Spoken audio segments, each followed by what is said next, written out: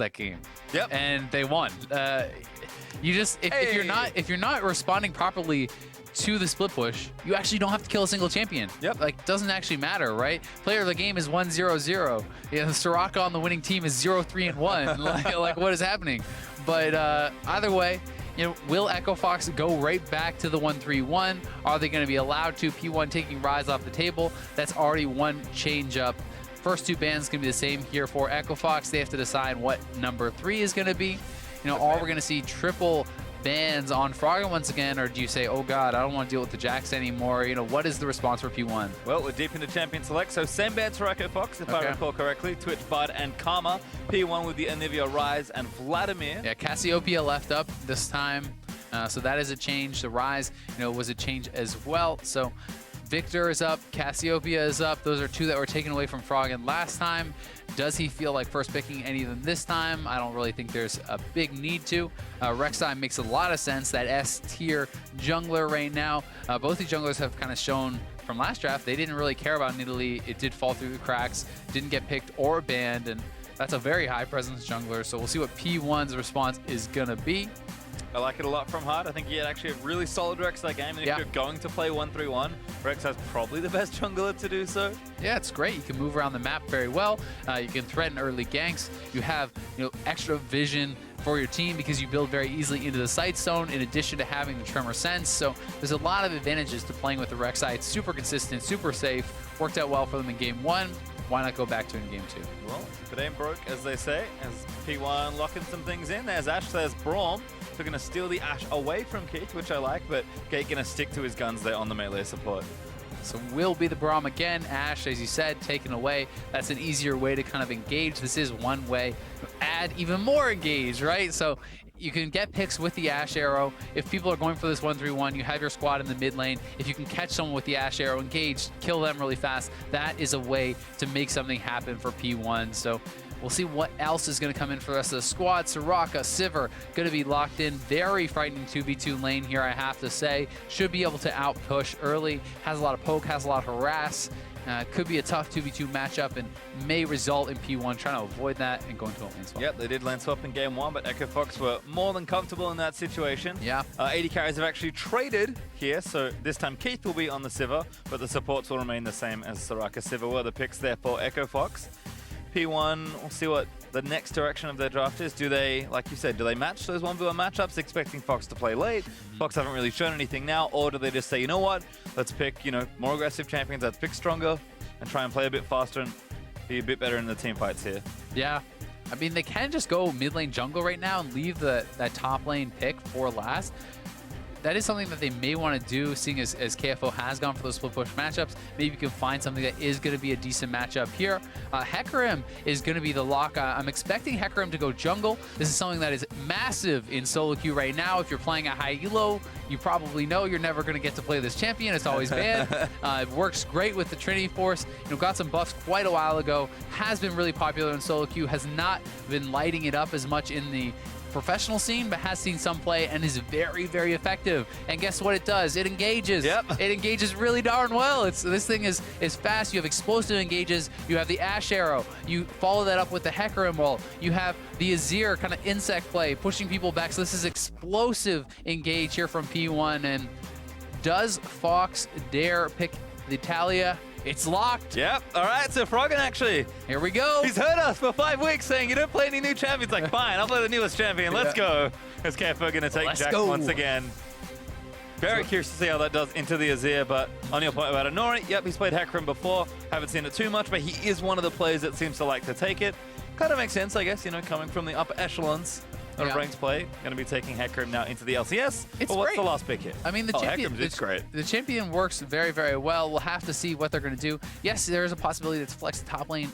Don't think it'll happen. Now, what does P1 do? Yes, they have this kind of really heavy engage comp. They have the tools with the Hecarim, with the Ashe to find these picks. Do they just say, okay, let's just go back to the Shen? It worked fine. We just need to get back in there, but... Probably not that. Oh, yeah, I'm sure it's going to be this. Oh, don't worry, it'll get a lot. A hard counter to Jack, boys. We found the blind. No, it is going to be Shen again. So it is Shen. They're kind of saying, yes, the Shen was not the problem. We just didn't have enough ways in with the rest of the squad. So now they are swapping that up. They have the Hecarim instead of the Elise, the Ashe instead of the Sivir. So more powerful, kind of just all-in ulti engages. We'll see what they can make happen because they could fall victim to the same sort of struggles as last game if they allow KFO to get big, especially if they do a poor job executing on the lane swap as they did in game 1, and giving Jax that lead can be very dangerous for the Shen. We also have to keep in mind that although Froggen is on Ignite right now, he may not go TP. This is still a champion that can move around the map very quickly. Yes. It can converge. He can go from mid lane to top lane, join up with KFO, get picks like that. You can section people off. You can even take side lane farm and just use your ultimate to kind of surf back to the team. So it's similar in that playstyle. My guess is that it is going to be more of that kind of 1-4 type split game for Echo Fox instead of the 1-3-1, but it's a similar style of drafting.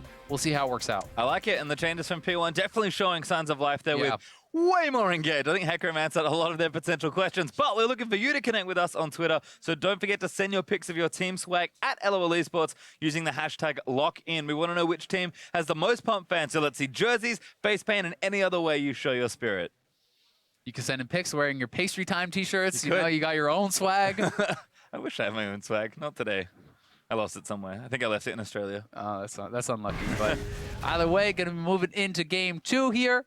A lot of explosive engage here for P1. They picked the tools they need to hopefully battle back here and push to game 3. Well, we'll have to find out because it was a slow burner in game number 1. Oh, yeah. 7 kills in 32 minutes. We'll see if we can and only 2 for the winning team. Riddle me that. Which, again, like, definitely tells you a lot about how that game was played. But Froggen's going to move out, surfing away on the league's newest champion. So will it be the lane swap? Will they match up in these 2v2s? We're going to have to find out.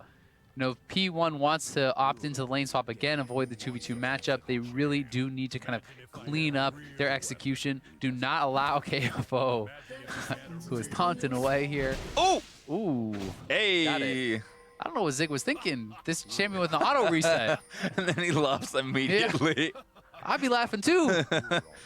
Well, I like it. KFO with the first LCS. Big smile on his face after taking down the Trinket Lord. Zig's smiling too. I think they're just having a laugh. Not that big of a deal, but still a bit silly. Froggen did keep Ignite, to your question earlier. And Pyrian actually kept that teleport as well. Teleport Azir has not been particularly fashionable. No, it's not really like you're looking for these high-impact TPs. It's more just about, okay, hey, we really struggle to control the side waves. We have now someone...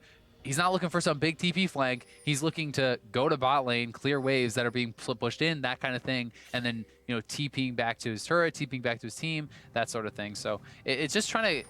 They're basically trying to plug all the holes that they had last game. They're saying, hey, we got out-macroed really badly last game. We did not have a mid laner with TP. We couldn't deal with all the side lane pressure. Put TP on the Azir, allow that as an extra option, and then have all this hard engage to try to pick the fights. So I think it's smart. While you could argue that, oh, maybe it's not ideal in some ways, I think that they're making adjustments based on what happened in game 1. And I think that's a smart way for a team like this to play. Have to agree, but curious to see how the Azir-Talia matchup plays out. Talia with some decent range. We often see people try and outrange Azir to beat him, but we'll have to see.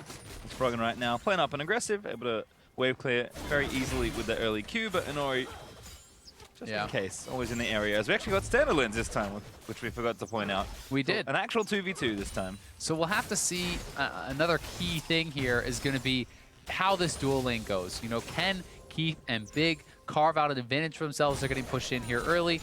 Part of that is because of the kind of Targon advantage on the first wave. You can just execute a couple minions, get the push. But as it goes on, if you continually land poke on these champions, Soraka just keeps healing you back up, keeps, you know, poking them with their Q. It can be very tough to deal with that if the Ashe is getting tagged by this harassment. So, you know, if Fox can carve out an advantage for themselves in the 2v2, that would be big. Well, decent attempt from Froggen there. Tries to seismic shove Pyrian for a bit of poke, but doesn't get it. Gate, though, taking damage. And just like you said, that's the issue. It's tough, and that is what they have to worry about. Basically, P1 just wants to try to push it in over and over and over, but there's already a 4-man squad down here. This is going to be trouble. Hard gets a knock up on a Gate. Match forced to flash out as well, but Froggen moves forward. Great trick there from Gate, but he's maybe not going to be enough at will this time, though. Really nice sidestep there from Gate, avoiding the toss back from Froggen.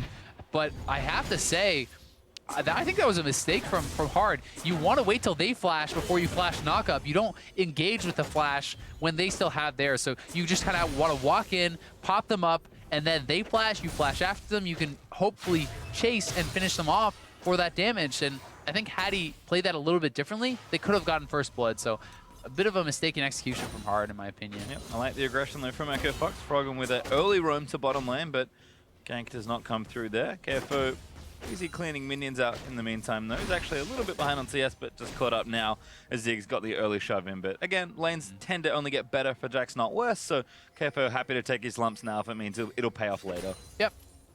Shen does not have to worry for quite some time. That's one of the things. This is a better start for P1, certainly. A lot of commitment from Fox. Summoner's blown in the bot lane by the jungler, by the mid laner. And Inori, you know, he still has his ghost. The mid laner from Pyrion has his flash. So we'll see if they can actually capitalize on Froggen missing that summoner and get something out for themselves. Shen is in a better spot. And if you can get to a Sunfire cape pretty quickly here on Shen, even just like the Balmy Cinder and stuff, you can actually bully around the Jax pretty well. You can do well in that matchup. It's just later in the game he starts to outscale you. But you have a good long window where you're pretty happy. Well, you can see Hard actually starting that blue, but that will likely be donated over to Froggen here. So I think Froggen just waiting to go ahead and collect it. Busy fighting right now, but just going to shove that wave in. Does eat damage from Pyrion. Now Inori's here as well. Gets the knockback. Froggen not able to move it back. Don't shove Inori back, but first blood goes to Azir. And Nori capitalizing on the no flash mid laner here. That means Froggen misses out on the blue buff. He has no TP. When you die with Ignite, that hurts. He's going to lose this wave. He's going to lose his life. Azir and P1 off to a great start. Great pressure there from Inori. Can they continue here as Keith and Big still pushing this lane in, starting to get to trouble spots here for P1, but Mash and Get will collect what CS they can. There's a lot of minions there for them to collect, so although it is a CS disadvantage, certainly, they're not really in that much trouble. And here we have Inori, nice pathing, pops the Ghost, able to get behind him, knocks him right back in. And sure, Froggen peels for himself pretty well, played that about as best he could, but without the flash, no chance to escape. Yep, so double Doran's not enough health, and now Pyrion actually comes back with a Stinger and 2 Doran's rings, so boots for Froggen might make escape a little easier next time, but definitely killing the right place there for P1 as Pyrion going to get stronger earlier. Also worth mentioning, Froggen still is not going to have flash for quite some time. Inori's going to be 6 before Froggen has flash. If I'm Inori, I'm returning to the scene of the crime. As soon as I hit 6, which he just did, go back to mid lane, ult in there. Pyrion can use his flash, you know, the Azir sec after the Hecarim ult, and that's where he's going, man. This should be a free kill if they can execute this. We'll see exactly what happens. Rek'Sai coming around, but Hecarim is standing still. He has not been spotted.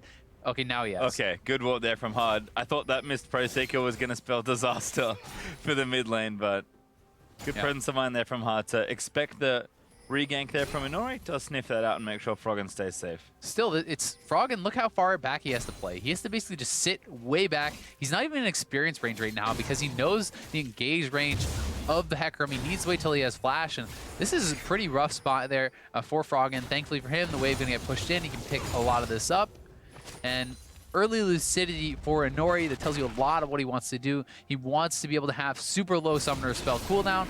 With the Ghost already being low, you get insight in the defensive tree, you pick up lucidity, now you have ridiculously low cooldown on the Ghost. You can basically use it every single time you engage. Your ultimate's gonna be a lower cooldown. It's a fantastic early pickup. Love it. Inori just trying to do work early, and so for the rest of Phoenix1 actually, they've started the Mountain Drake and they'll get it very early on. Echo Fox looking top lane for a potential play, but this first Drake belongs to P1. Talia has the ulti.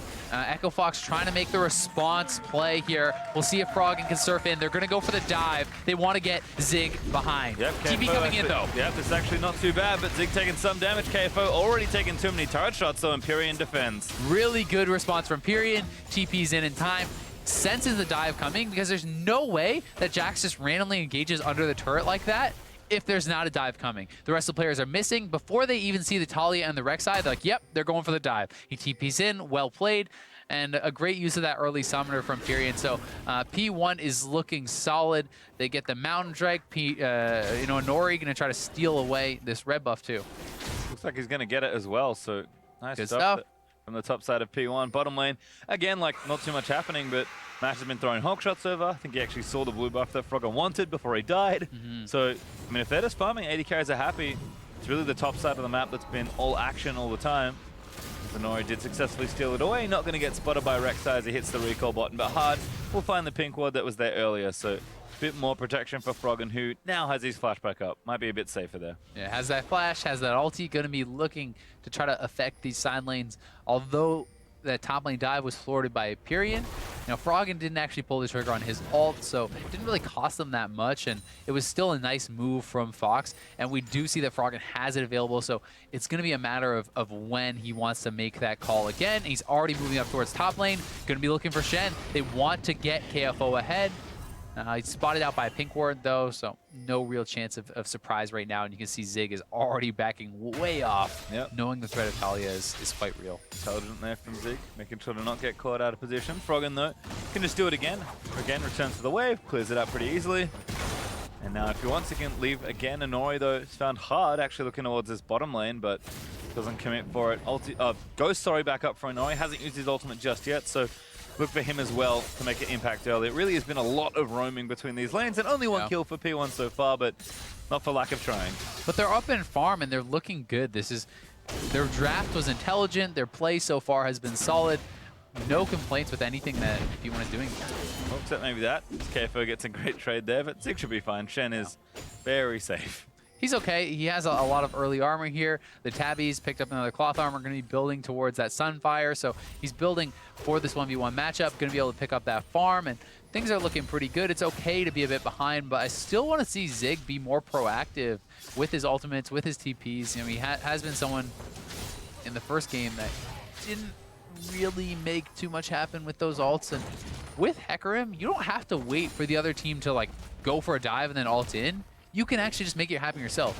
Hecarim ults in with a Shen ulting on top of him. If you catch the Soraka or the AD carry, really anyone, you land that taunt after it, you can clean up a pretty easy kill. So I would like to see them be proactive. Don't allow Fox the breathing room to just have KFO scale up into this monster Jax. Yeah, despite the comps being different, we know that Echo Fox are more than happy to play patiently if the situation calls for it. So yeah, I agree. I think P1 do want to sort of put their foot down just a bit.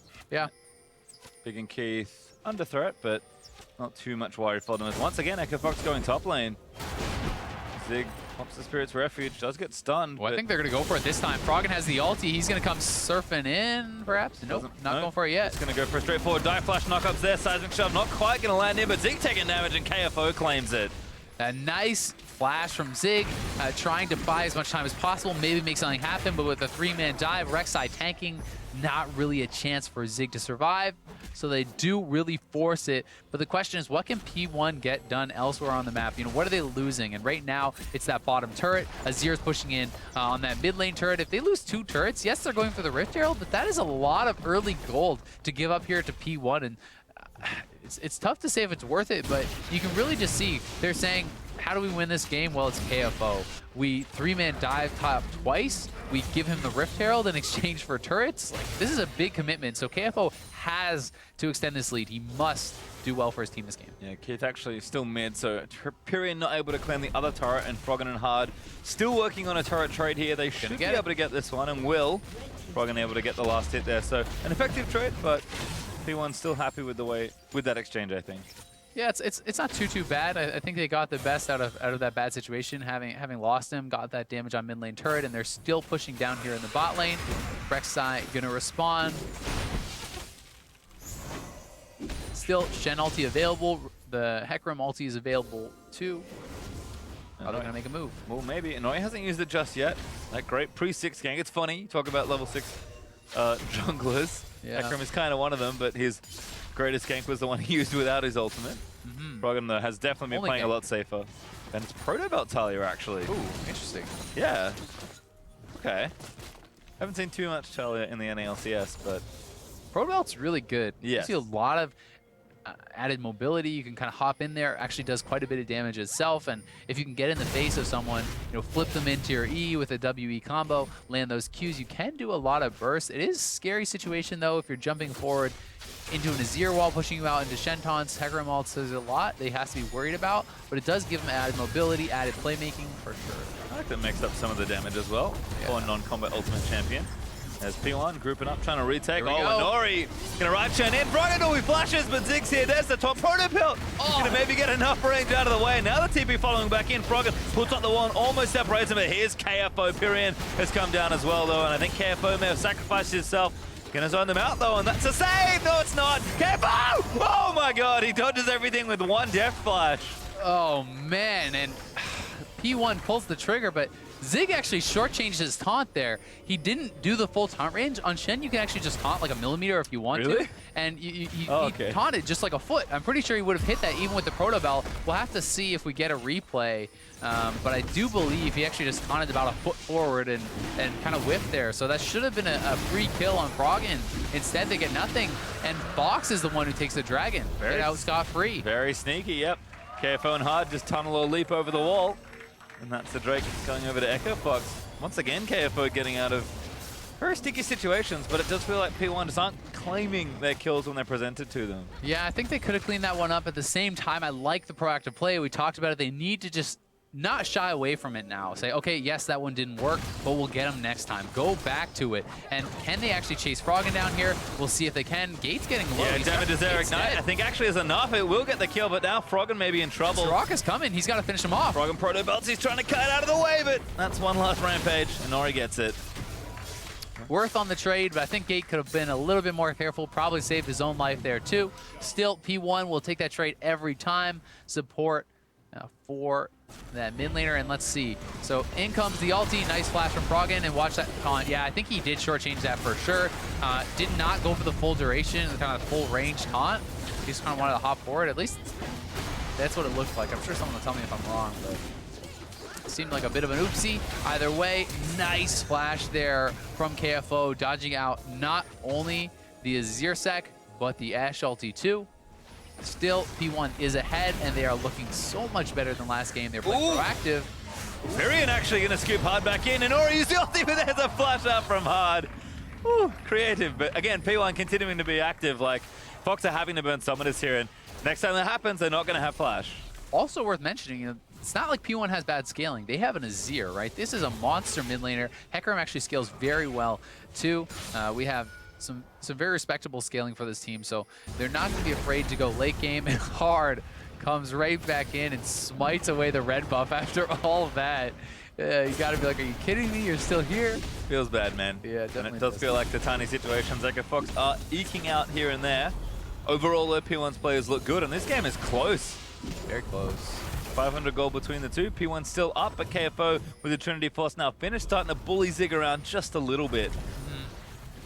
We'll be able to win those trades for sure if Zig gets kind of caught in a Counter-Strike or something like that. But at the same time, Zig should not really have any kill threat onto him unless he gets way far out and gets chased down, or it's, you know, an odd man fight. If he gets dove or something, that's a different story, but in the 1v1, they should not be able to kill. They're going to go for the dive. Yeah, oh, Zig gets caught after the taunt, not quite enough distance on it. But they're going to turn things around. KFO with a stun. They're actually tower diving a little too hard. KFO taking and Nori's coming up. They're not going to retake it. Zig, oh, good flash. And now Nori going to turn around. They want KFO. They're going to try and get it. But the Counter-Strike could keep him away. And Nori, still trying to kite it out. Leap strike away. Oh, Arrow going to miss again. God. And there's Pyrian going to finish it off. KFO finally dies. So they do get the kill. Well played there by Zig. A botched dive from Fox. As Hard is the one who's supposed to be tanking the turret. You need the Jax in there dealing that damage. Unfortunately, Jax gets aggro. Zig holds his flash a long time, is able to escape. Really well played there. At first, I was thinking he should have straight flashed away, which would have meant his life gets saved. But this way, he does not only save his own life, he gets a kill for his team. So good job by the Shen. Well, Froggen has actually been bottom lane. He took a tower before, but the gold's back to even after that kill. So P1 still trying to find a bit more of a lead here. Both teams really fighting for a bit better positioning. Hard, though, that's definitely not a spot you want to be in. And P1 are going to take a free mid tower. Hard goes back in for it, though. Froggen here trying to cut it around. Ulti going to cut them up. Pyrian getting low, but that's not enough. The kill does go over onto Hard. And they're still fighting it out. KFO actually made it all the way in the back. Mash is going to fall down, though. But now KFO is going to get stunned. Not too many places to run, but KFO is doing so much damage. A double kill for Jax already. And now going to look for a way to escape. Counter-Strike will throw it. Froggen's here, and he's out. Oh my God, they just let him walk in and out like that. I think Pyrian could have collapsed and killed him. Pyrion ran off to the left side. I'm kind of surprised he didn't come back and try to help his team kill off KFO. Maybe he just thought that they had it under control, but with Inori having no mana, the AD carry already dead, not a lot of damage left over, and kind of a weird little fight there. KFO walks in, picks up a couple easy kills. Yep. Good punish there from Echo Fox. It's KFO now 3-1-0. Kind of mirroring Pyrion there, 3-0-0 on the Azir. So two big scaling carries in different lanes for either team. Could make for a fun mid-game, but we'll watch this again. Yeah, so Froggen down by the Dragon Pit, gonna send the Talia ulti in, and he's gonna try to block them off. There they get pushed in, and it's Mash on the outside. He's trying to contribute as much damage as possible. Fight starts actually pretty darn well for P1, but then it's KFO on the backside. A nice taunt from Zig trying to peel this Jax off of him, but not able to do it. And Shen could just not kill this guy fast enough. Pyrion's gonna bail out to the top side. Did not feel like he was safe to join, and may have been right.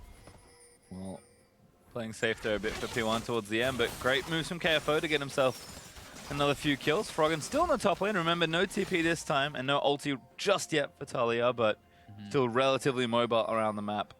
I would say that Inori probably should have held his ult for a more priority target than Hard, though. He did just kind of one-man ult on that tank jungler, and although they got the kill, sometimes the fight can backfire when you do not have those important spells for the important members. Yeah, maybe would have gotten it without it, so see if P1 can... Hard to know. I mean, I like they're using their engage, but maybe need to pick some better spots for it. KFO, though, he's busy bottom lane, although Froggen's going to join in.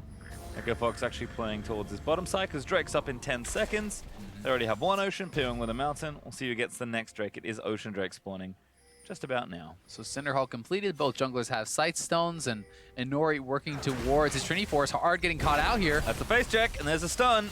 They have enough damage, though. Doesn't look... Oh, arrow again, flash. Poor Mash.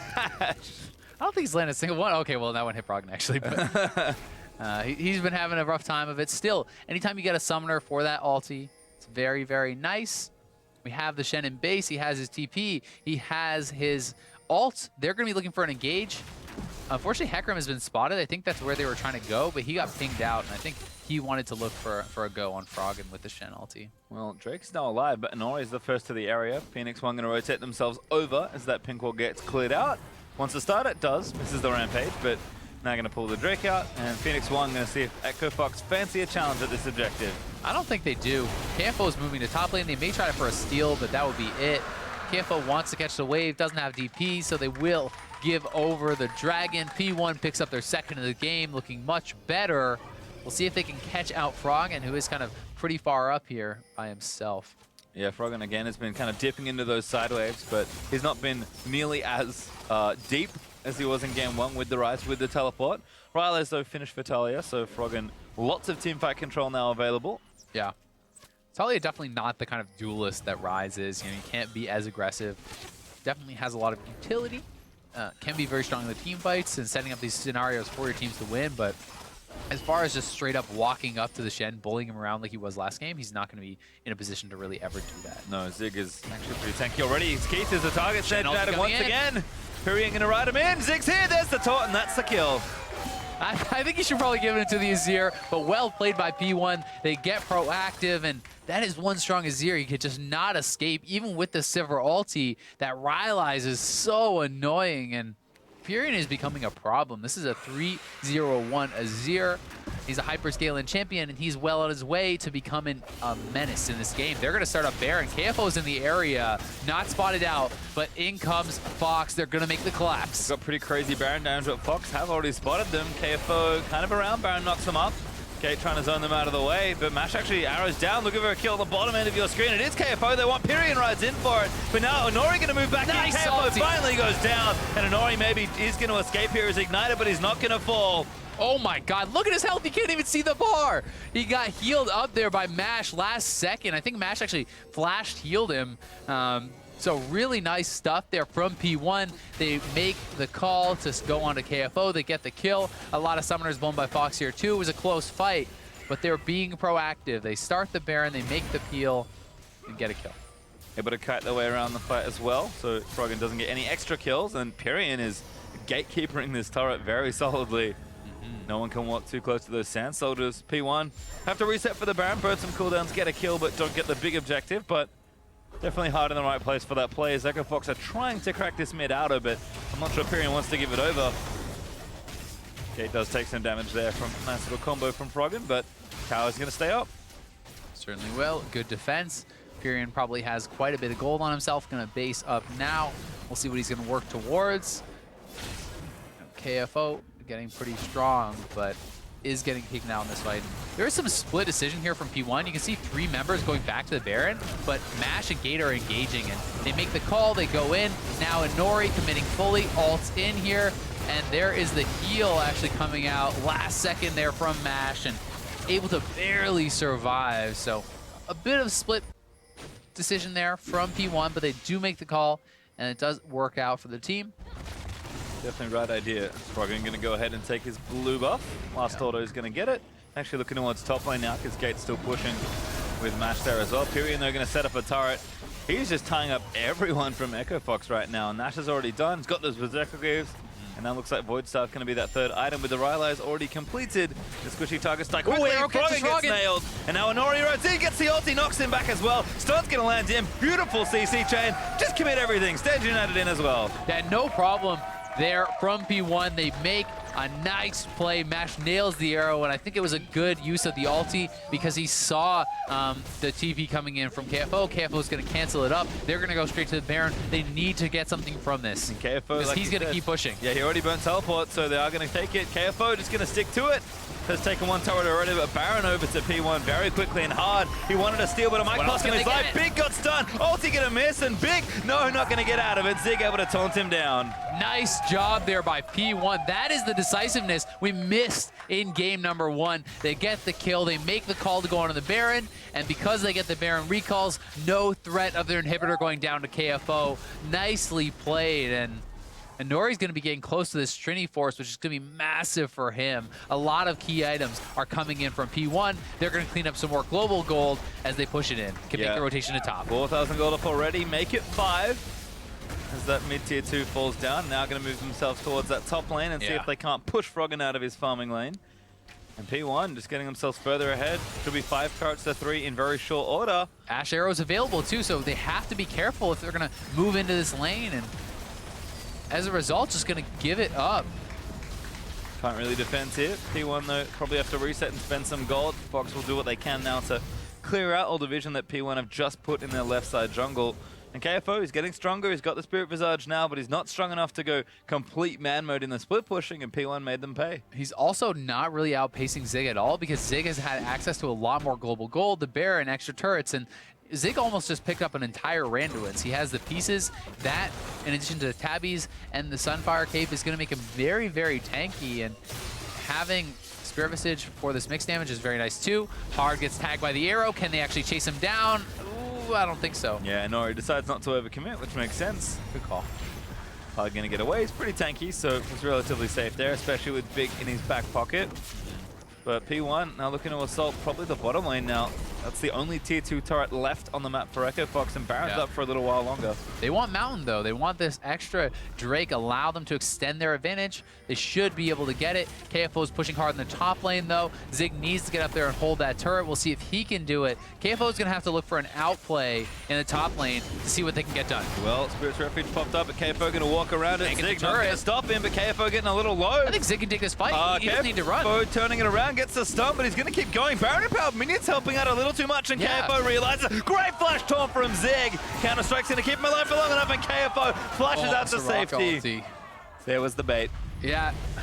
Ooh, hello, Froggen. Straight in, wall into 2. Nori ults back in. Arrow going to land. Hits Froggen in the face, and Nori now going to ride Shen straight in. Zig able to get another kill.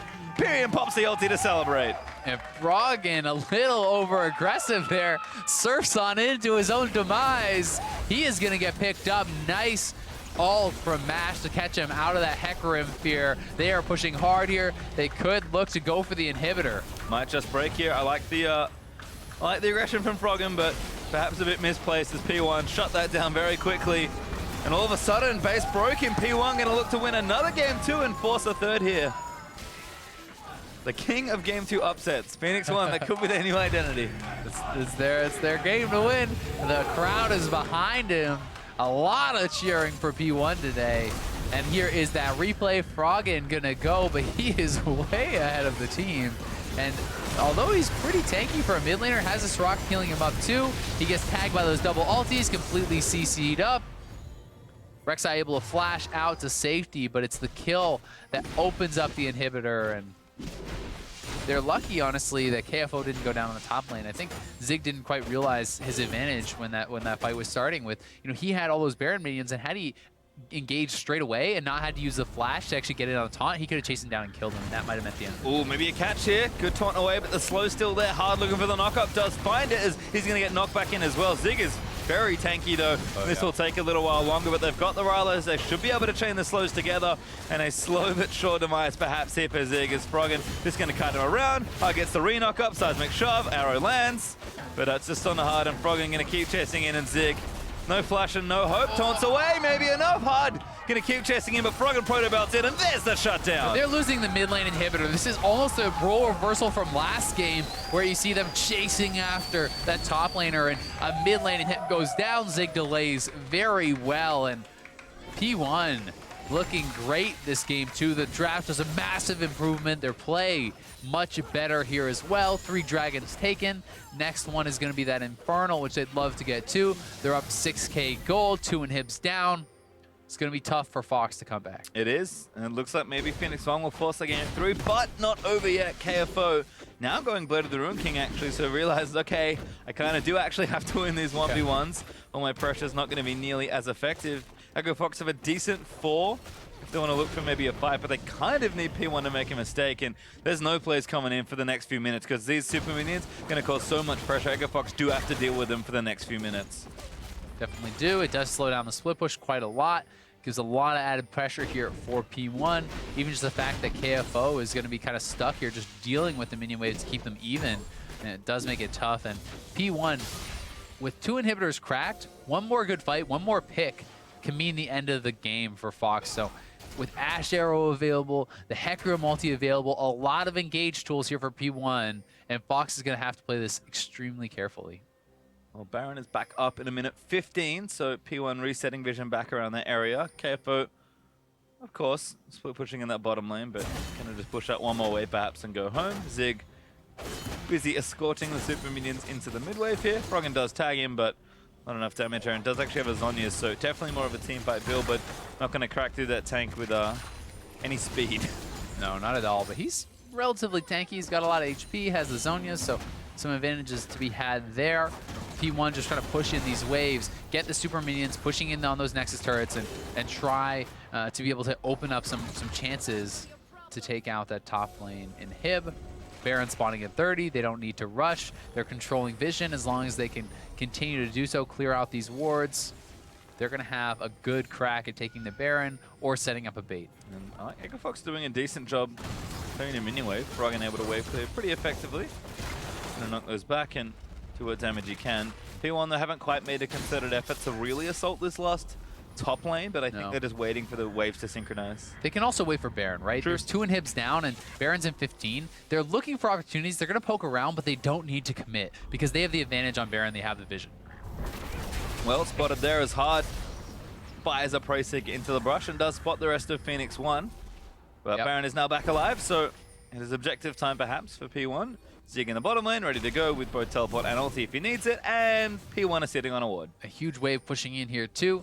Zig smartly backs off. Do not give Jax a chance at getting the outplay of taking someone out. He has to complete a Blade of the Ruin King now, and they're going to start with the Baron. Yep, now P1 started. No vision in the actual pit. They know it. They know it. They have the ward outside. So oh, this damage is massive. Talia! And it's too late. No, it is too late for Froggen. Wall lands in, but Mash actually fires an arrow out. Froggen got stunned. There's a knockup from the Braum. Big going to try and save him with the Mikhail. But now Big, maybe the target gate, though, slowed by all of the rocks, is going to have to walk his way out. But P1, they got what they wanted. They take the objective. Yeah, this is going to be so hard for Fox to hold on here. No flash on the mid laner, no flash on the AD carry or the support. And there's still a Nori sitting on the Hecarim ult. Zig still has the Shen ult. They have Hard engaged. They have the Baron buff. All waves are pushing. P1 looking poised to take down game number 2. Yep, it's pretty much their time to try and close this game. They're going to move in with a fresh Baron buff and see if they can't do just that. Their bottom and hit back up. Echo Fox kind of need to go now. Hard gonna knock up Zig. Froggen trying to fire away where he can. Fast. Yeah, turret, too much damage there. And now this inhib. This is kind of your last chance, Echo Fox, but they cannot defend it. Damage is too high. Yeah, the inhibitors are respawning, so P1 going to make the safe play, heading down to bot lane, seeing if they can clean them all up. Anori is a little low. They may want to kind of back off and heal up. We'll see what the call is going to be, and it looks like they want to just play it safe, base one more time, then head to bot lane. They still have quite a bit of time on their Baron, and try to pick up those last two inhibs once again as they respawn. All right, so a few chances remaining for Echo Fox as they will have another shot at defending their base. Yeah. Sun turret falls down as KFO shoves out the newly super minion top lane, but Phoenix1 go back, they get their shops in. Pyrion's absolutely gigantic once again. 4 items now on that Azir, and Infernal Drake's up in 50 seconds. If P1 also want to add that as a potential win condition, might as well take it at this point. I think they do want to play safe and close this one out maybe a little more slowly just to make sure. But Echo Fox, not too many avenues back into this game. It's tough because it's so hard to even just clear all these minions. When you have multiple super minion waves coming in with the Baron empowerment, you have a GA now completed by Zig, so that's going to be another key item for this kind of final all-in fight. Fox has to try to find some way to delay, and really the only way I see it coming is off a pick. Has to be some sort of 1v1 outplay. You know, if KFO can somehow kill off Zig in the 1v1, or, you know, Froggen can cut someone off and they can get a kill, that's their way back into the game. Besides that, it should be pretty easy to close out. Zig is still really afraid of KFO. He's actually almost 100 CS down, and the Blade of the Ruin King is finished. P1, though, just going to make the safe play. They will take the Infernal Drake now that it's spawned. Elder Dragon will be the next one if we get there. Didn't get there in game 1. I don't think we'll get there in this one. Phoenix1. I would like to see them push for these inhibs, though, while the Baron is still active. They've been spending a lot of time, you know, making the base, waiting for the Dragon. I think that's fine, but you want to get these inhibs down. This is your best chance. Gonna have to try and get it with the fresh Infernal Drake. It's probably a better time than ever. Anori gonna charge up that E, start speeding up. Echo Fox, though, again, this is a point they can defend. KFO gonna make his way back, might just rush down, maybe look for a home guard flank. See if they can do it. Almost every single summoner, actually every summoner now up for P1, so they have all the pieces in play to finish this off. We'll see if they can do it. Just got to move them into position, but wave clear's still there. KFO taking big damage, though. And the Baron Cannon still firing away on this inhib. That's going to go down. Mash with a few extra arrows. And now Harbon said he's going to go in for it. The ulti actually cuts him off from Talia, but Anori's already taken out big. It looks like a disaster for Echo Fox. Zig goes back in. Anori just uses the ulti, and Froggen, he'll pop his on his Keith going to try and turn it around. Damage is maybe there. KFO almost takes out Mash on the other end. Froggen and Zig fighting away, but Keith too busy tying up the tanks. KFO does make his way back in, but I don't think he can kill Mash. It's close, but he doesn't get a huge shot from Froggen, though. But it's not enough to turn the fight around. Yeah, really close there. Almost able to take down the AD carry. P1 only lose one, but they do back off. They have very low HP. Now they're kind of thinking better of it. Zig probably just going to TP right back to the team, join in, try to go for a death push. Froggen and Keith are going to have to hold out. Soraka's almost up, though. Well, this last inhibitor is going to be the first target for P1. Zig did teleport back in aggressively, but Froggen is too low. Arrow hits him. Zig going to taunt back in. Cleanse isn't quite enough for the Mikhails, and Anori's going to take down Froggen. Big now the next target isn't quite going to get stunned. Matt looks for the volley, does find it for the next kill. That inhib's going to go down, and I'm pretty sure Phoenix1 have this game. Phoenix1 battling back here in game 2. We'll see if they can close it out. They have all inhibitors down. It's looking bleak, but Gate is very low, and Nori's very low. Purion TPing, and they want to finish it now. We talked about the double TP, but effective enough here in the situation. Keith getting monstered down as Purion almost takes him out. There's one Nexus turret. KFO back, but he's taking damage. The Nexus turret number 2 is down. P1 now with the Nexus open. Zig gonna tie up KFO as best he can. Nexus getting low. KFO, can they defend? Echo Fox just gonna get slaughtered though. And P1 are gonna force a third game. Purion absolutely ripping through them there at the end. A completely fed Azir. 6-1-5 ends the game with the triple kill. And P1 looked like a completely different game there, like completely different team there in game 2. And you know, it kind of was. Draft was very different, like you mentioned. Playstyle was very different. We talked about them needing to adjust after kind of a slow game 1 loss. Echo Fox, I think, looking still okay in that game, but Phoenix1 just like, you know what? Let's just take the initiative and run with it. Looking so much better there, and you can hear the crowd. There's plenty of P1 fans here in the Battle Theater. Must feel good to get up after that game, knowing you forced the third, and just hear a bunch of people cheering for you. No kidding. I'm really impressed with the draft adjustments. I think that was the biggest thing. They could have won game one with the draft they had. It really did not work out, though, for them. They go back to the table. They fix a lot of their problems simply through better drafting in game two. It was really intelligent. They had hard engage. They got a lot of their kills with the Ash arrows, with the Hecarim ults, and having Azir, this kind of monstrous wave-clearing, hyper-scaling mid that had such a good game was really kind of the core for their victory here. Well, following P1's Game 2 victory, we are all tied up in the series and heading into game number 3. But for all the analysis on the match so far, here's Dash. Thank you, gentlemen. Azael was impressed by the draft out of P1 in Game 2. What about you guys? What are your thoughts on it? I think it's exactly what they needed. It's more or less the same idea as their Game 1 thing, which is just like an engaged comp with the Shen TPing in, but they gave themselves better tools to execute on it. A Hecarim and an Ashe will do more than an Elise and a Sivir. Yeah, for sure. Like, Shen will have a target to ult on every single time, and that was either Azir or Hecarim. I feel like the Hecarim was a very, very key pick in the game, and it enabled Shen to go from a sad Shen to a happy Shen. Yeah, very much so. We saw, shoved in the entirety of Game 1 this time around, more on the front foot here, having the option to TP or ult into fights. But that Hecarim pick, Nori, let's talk about him for a moment, because he was the one who was kind of creating action and opening up the map early in the game. I think he's actually playing extremely well, and if there were a couple better plays from the rest of his team, they could have snowballed that game a lot faster. There was a play bot side where Zig just shorted his Shen taunt, which should have led to a pick on Talia, and that should have been it. Instead, it got into like this kind of scrappy situation. I think it was kind of a desperate Hecarim ult and a slightly early Shen ult, but I feel like what should have happened was Hecarim should have ran onto Talia, force the flash, have the Shen ult come out with the taunt, but the short Shen taunt on the proto belt Talia was, greedy. Yeah, absolutely. Did you have something you wanted to add? No, there? it was looked like you were about to jump in. No, that's exactly. It was just like it was a misplayed situation overall. And the thing though was that Inori continued to find those plays. He kept finding Froggen in side lanes, and he kind of snowballed his team. Okay, let's jump into some gameplay here. 18 minutes in, mid lane, 2 for 2. So no one getting a serious advantage off of this mid lane fight here. Needless to say, let's go ahead and take a look at how these two team comps stack up. Right, it's really interesting how this fight actually breaks down. P1 takes the turret and makes their own right as Froggen tries to cut them off. So what should have been a really good Talia ult instead kind of traps his team in underneath this turret that is now P1's. And they're able to turn back, but then KFO shows up and P1 splits, and KFO is able to clean some kills up, and he eventually gets out, I believe. And it's kind of a surprise. Oh, I thought he got out.